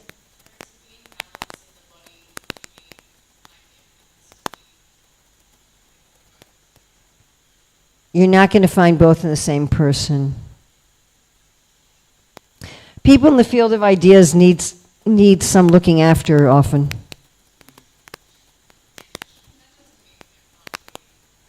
People in the field of ideas need some looking after. Because they'll often live in their heads.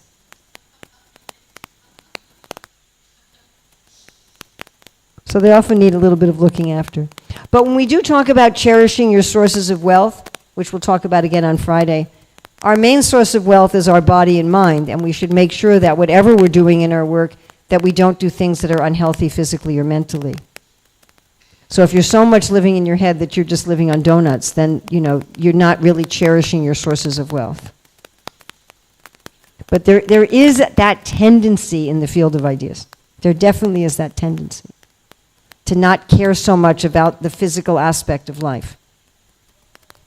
To have this detachment. That it has to be balanced by cherishing your field. Like, okay, my body is also divinely given, my life, everything, I have to take care of those things. But it's not so much their interest. They'll do it as a service to take care of things, but it's not their source of satisfaction, shall we say. Yes? You seem like in the ideas, right? You are.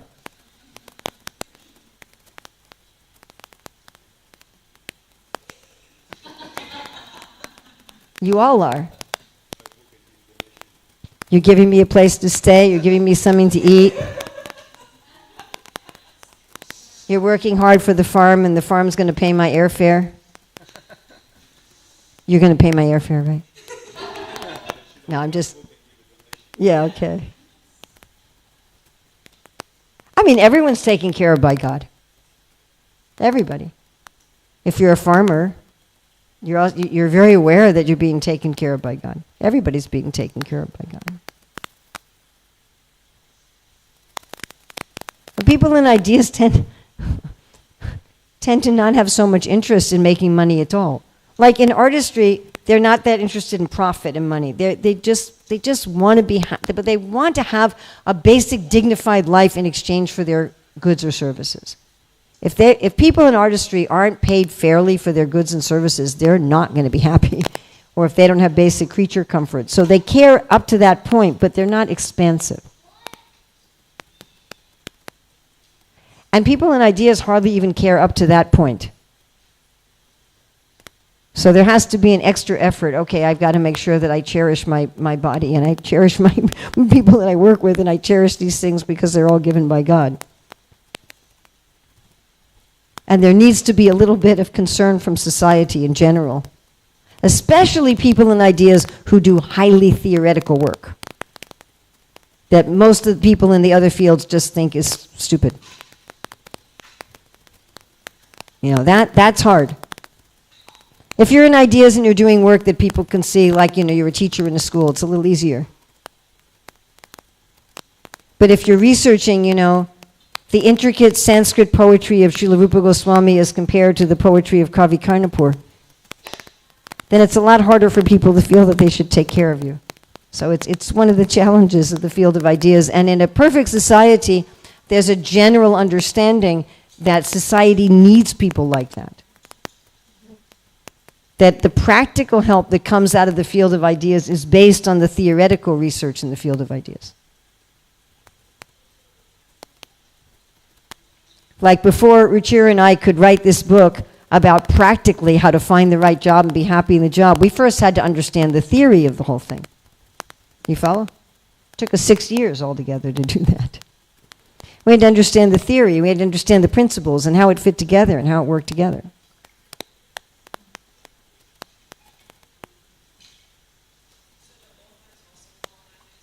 Depends what you're an author of. So if you're writing romance novels and detective stories, or if you're writing the biography of, I don't know, who's a famous, Tom Cruise or something, it doesn't have to be fiction, here it could be nonfiction. You're in what? Artistry. Depends what you're writing, like journalists. All right. Any other questions on ideas? Okay, are there some people who don't have careers? Yes. And Ruchira and I call these people commensals. That's a biological term. These little fish are commensals. A commensal neither hurts nor helps. They eat at the same table. They kind of live on the outside of society in terms of career. So all children are commensals. Right? You're going to school, you're learning your career, you're being trained. Retired people are commensals. They're no longer working. Now, retired people may still be contributing their knowledge to society, but they're not actively earning a livelihood. And very, very old people who are preparing for death. And then, of course, people who are disabled or handicapped in some way and who can't work. And you have some people who are perpetual students. So that's what we're talking about, monks. So this is true not only for religious seekers, you know, people who spend their whole life as a monk and never have a career. This can also be true academically. Like I have a friend, I met her when I was in Zurich, and she said, well, I don't know what I'm going to do. She's like 38. She said, my father just passed away, and he was the one maintaining me my whole life while I kept getting more and more degrees. So she has a Juris Doctor degree, she's a lawyer, she has like 3 master's degrees, 2 PhDs. She's a perpetual student. She says, I guess now I'm going to have to find a job. And you have some people, I had a cousin like that they just study. Yeah? In traditional Jewish society, that does not have a renounced or celibate order, they always encourage 1 or 2 people in every village to be perpetual students and not to have any kind of career. And it was considered a good deed, you know, to marry your child to a person like that. And they were then maintained by the village. What do you think might be the benefit of having 1 or 2 people in every village who are perpetual students? Huh?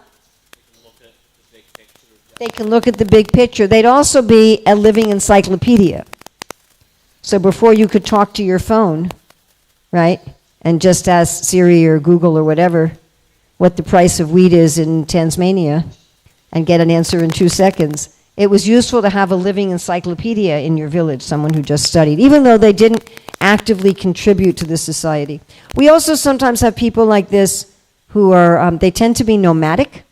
They generally don't have a family, and they just pick up some odd jobs to earn some extra cash as they travel around, but they don't really have a career. They kind of live on the periphery of society, and they tend to be just seekers. It's already 6:03, and I have a few other things I really want to cover, and then you can ask. We'll also have a lot more time on Friday when I go over the overview again for more discussions in general. Okay, so Krishna says here, right, that there are these 4 fields, and that our nature cannot be repressed. So how are we going to find out our nature? So we looked in each of the 4 fields, remember, at inclination and dharmic expertise. Now, because our nature cannot be repressed, our inclination before we're trained in our dharma may come out in a way that is troublesome. So in our book, we give a few examples of this. These are all true examples. So there was this one guy in school. always doing this in his classes. Stop it. Go to the principal's office, right? Whole time he's in school. And finally, when he was 10 years old, one of his teachers said, stay after class. Oh, no, I'm in trouble again. He said, no, you're not in trouble. And what did the teacher give him? Yes, he actually became a world-famous drummer. Another girl who was always getting in trouble in school, jumping out of her seat, running around the room. And the teachers finally had a conference, the teachers, the counselors, the parents. They said, I think your kid has ADHD. She needs to be medicated. And one of the teachers said, let's try something. They put her in a room by herself, turned on some music. She started to dance. He said, she's not sick, she's a dancer. She became also a world-famous dancer and a world-famous choreographer. She was the choreographer for some of the top musicals in America on Broadway. Now, one devotee child that I know, when he was growing up, was always getting into trouble. Stop minding other people's business. Mind your own business. But that's not fair. Why are you doing that? They're breaking the rules. Be quiet. Mind your own business. His teachers, his parents, his siblings. Mind your own business. But the rules over there, and they should be doing that. And why are you allowing this? And why are you allowing that? Then when he was like 18, he went to Poland on Indra Swami's Polish tour. He was the second in charge of security for the big Polish tour. And they said he was one of the best leaders that they ever had. Now, when I was teaching this to high school students in America, one of my students said, I'm always getting in trouble for thinking. And I asked his mother, is that true? And she said, oh, yeah, actually. She said, I'll often say to him, what are you doing? I'm thinking. Well, stop thinking and do something practical. Right? So what do you think I got in trouble for when I was 3 years old in preschool? Well, I've always gotten in trouble for talking, but not specifically there. Yeah? Who was I helping to do what? Yes, I was teaching the teachers when I was 3 years old. So the teachers came to complain to my parents, and they said, your child is a real problem because instead of playing with the other kids, she's always coming to us and say, see that girl over there? You really need to teach her this like that, and you should be teaching this kid like that. And so I was told the whole time I was growing up, stop teaching. Especially by my mother, my teachers, stop teaching. And so I thought that teaching was something evil in myself that I had to eradicate. Now these examples are one of the reasons why if someone says, what are you good at? Like if someone had asked me when I was 13, 14, what are you good at? Would I have said teaching? No. It wasn't until I was 24 and I met my mentor, Jyotirmayi, and she trained me in the Dharma of teaching and the craft of teaching, that I realized, it only took about 2 weeks, oh my goodness, I'm a teacher. And one of the things that I've done in my life, in my career, is teach teachers.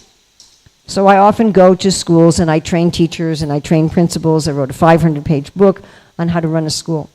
Now I'm very fortunate, my teachers and my parents did strongly encourage me in study and research and writing and public speaking, but somehow or other not in teaching. So our values, the research shows that our values are evident at least by age 13. And I'd say in many cases it's before that, but at least by 13, our basic values in one of these 4 dharmas is very evident. Like with our son who's in the field of resources, when he was 7 years old, he started his own business selling office supplies to the other kids in the school.